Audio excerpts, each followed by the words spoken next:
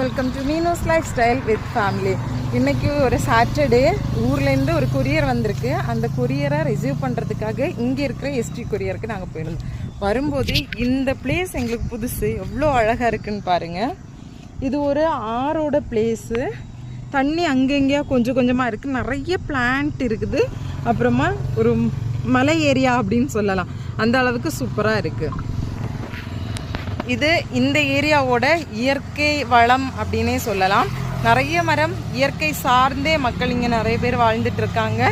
இது நாங்கள் இப்போ நடந்து போயிட்டுருக்குது, பிரிட்ஜுக்கு மேலே நடந்து போயிட்டுருக்கோம். அடியில் தண்ணி போயிட்டுருக்கு, செம்ம ஜாலியாக இருக்குது. இன்றைக்கி டே அவுட்டிங்.